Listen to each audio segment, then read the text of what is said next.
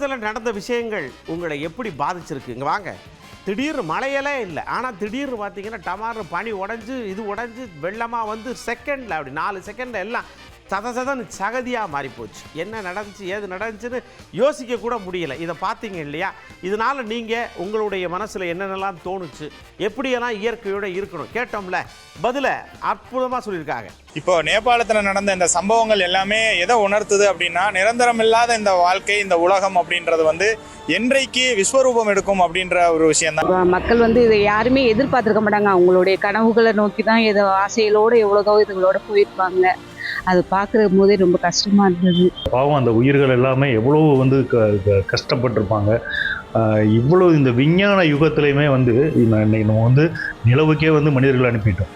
ஆனால் இருந்தாலும் இது எல்லாமே வந்து இயற்கையுடைய பேரழிவுக்கு கீழே நிற்கவே முடியாது சரிசமமாக அப்படிங்கிறதுக்கு உண்மையிலே வந்து ஒரு மிகப்பெரிய எடுத்துக்காட்டு. உண்மையிலே ரொம்ப ஒரு சங்கடமான விஷயமா இருக்குது. பார்த்தோன்னே எனக்கே அப்படியே ஷாக் ஆயிடுச்சு. இந்தியர் மக்கள் மட்டும் இல்லை, மலேசியா பீப்புளை காணாமா, ஆஸ்திரேலியா பீப்புளை காணாமா. ஸோ எல்லாரும் மனிதர்கள் தானே, யாருமே எதிர்பார்த்துருக்கவே மாட்டாங்க.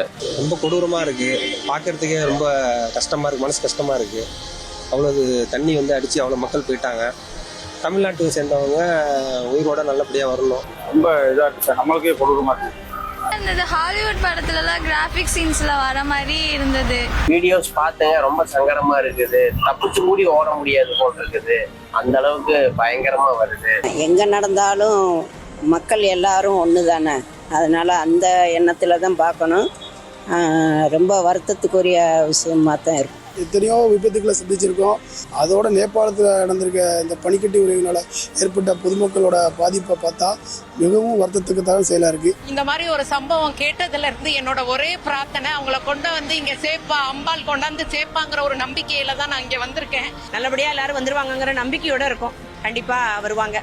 நம்ம அரசு ஏதாச்சும் நம்ம மக்களுக்கு பார்த்து நல்லபடியாக ஒரு இதில் மீட்கிற மக்களுக்கு நல்லபடியாக காப்பாற்றி வீட்டுக்கு கொண்டு வந்து சேர்க்கணும்னு கேட்டுக்கிறேன். கண்டிப்பாக சீக்கிரம் இதெல்லாம் முடிஞ்சு அதுலேருந்து அவங்க மீண்டு வந்துடுவாங்க.